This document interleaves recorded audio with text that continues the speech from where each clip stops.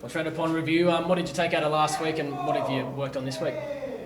Yeah, look, we've had a bit to work on. I thought, last week I thought we started pretty well. Our first 20 minutes was good and put into practice or put into the game what we'd been working on for a few months. But as the game went on, we had a period through that middle part of the game there. We just turned over too much ball and momentum went the other way and it got away on us. But look, a lot of takeaways from it, I think, but had a bit of work to do this week.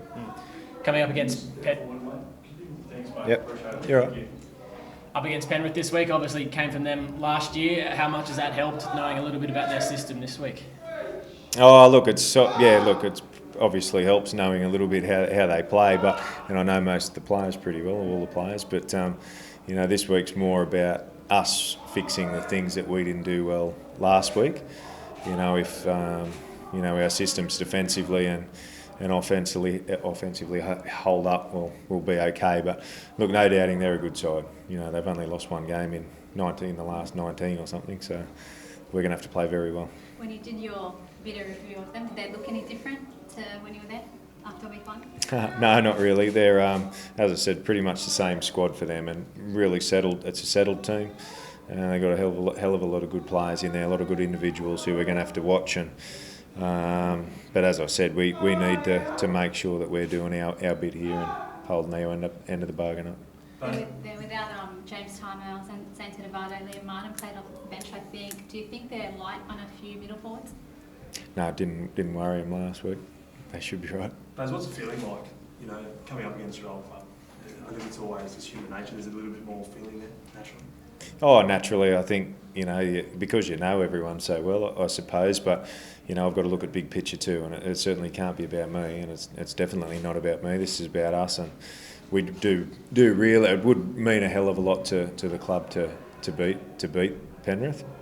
Not because it's Penrith, but because they're one of the top teams in the competition. I think, you look at the games last week, I think Melbourne, the Roosters and Penrith were probably the standouts. Canberra not too far behind them, but I think a good performance from us against a top team, regardless of the result or the outcome, is what we're after. How do you use that knowledge that you have, especially with like Nathan and Jerome, who you worked so closely with last year, once the ball's kicked off this week? Yeah. Oh, look, I think it's more their strength's their forward pack. They've got a really strong forward pack. I think they're the unheralded blokes in the team, your Moses Leotas and your Fisher Harris and your Yowies and those sort of guys. Api Coruscant. A lot gets said about their spine and their strike players, but it starts through that middle third of the middle third of the field, and they were terrific for them against last week. So that's going to be our job this week is stopping their middles, and it's going to be a tough game. A few players have signed from Penrith to come over here the last few months. How has that sort of left your relationship with Ivan Cleary and other people over there? Yeah, look, it's all right. Look, it's it is what it is. I've got to do what's best for Canterbury. I work here. My loyalties lie here and always will be. But look, the relationships out there is still good. But we've just got to go out and so a little bit of strain on get it. A win. No strain, mate.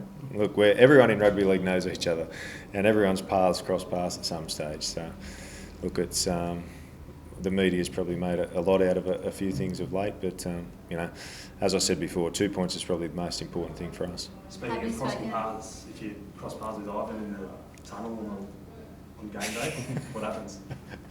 Of course you will. No, we're not 12. Have you spoken to Ivan recently?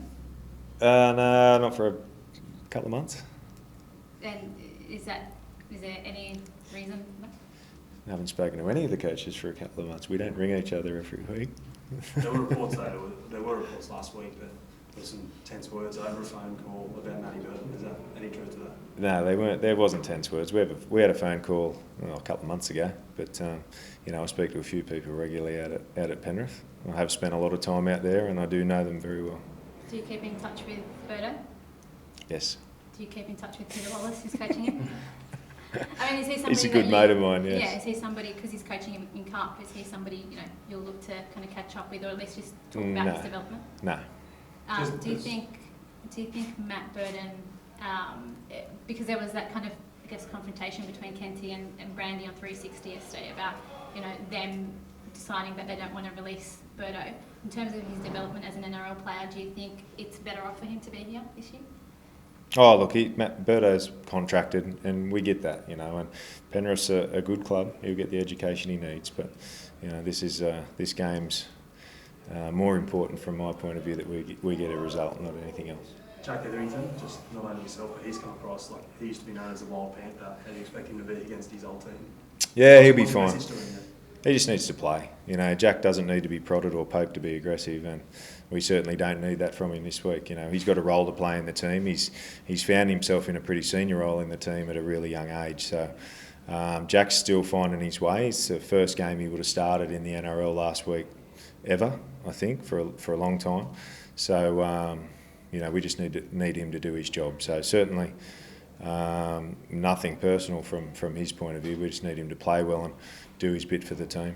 Kyle Flanagan comes up against Nathan Cleary, you know, one of, if not the best halfback in the comp. Do you see Kyle as a guy who kind of lifts when he, you know, comes up against one of the best in his position? Oh, I think all young players like playing and challenging themselves against, you know, blokes like Nathan. He's been at the top of his game for a good 12 months now. So he played really well last week. So, you know, his kicking game's really important to Penrith, and he's a really good player. But, you know, again, I don't want Kyle to worry about anything else but himself. And you know, I thought Kyle did a really good job for us last week, but that's the standard he set for himself now, and we're expecting that from him again this week. Spoke to Kyle a few times in the off-season and said how you're working really close with him. Have you given him any goals, or what's kind of, you know, words of advice have you given him as he settles into his role as you know, the chief organiser here? Yeah, look, I don't want him to put too much pressure on himself. You know, he's got a role to play in the side. He's very young. We've got a really young spine, so his job's quite simple. I'm not expecting him to, you know, I just need him to get the good 7 out of 10 every week and manage the game and kick well and get his defence right. You know, good things will happen off the back of that for him. It did last week. He's a tough kid. He's a likeable fella, and he's doing a really good job. But you know, he's got a hell of a lot of improvement left in him, as do, you know, all our spine. They're very young. Corey Allen's the same. He's only played about 16 games, and we're going to be patient with him, but you know, we still expect him to play well and keep improving each week. Just on Jake Averillo, has the talk about Birdo possibly coming here sooner than, you know, 2020, and the fact that Jake has expressed he wants to play in the halves, has any of that outside noise affected him in any way? No, he's going good. He's a good little player, Jakey. You know, and he did a good job for us last week. He's an athletic kid. He can play a number of positions. He can play fullback, he can play centre, and he does a good job at 5'8" as well. So, look, we need him to play well this week. You know, and you know this is his third game of first grade, or second game he started in the halves. So, you know, a big learning curve for him as well. But no, he's doing well. Is that where is that where you see him in the future, in the halves, Jake? This week he'll be in the halves, yeah. As in moving forward? Yeah, probably round 3 he'll probably be in the halves, and round 4 he'll probably be in the halves.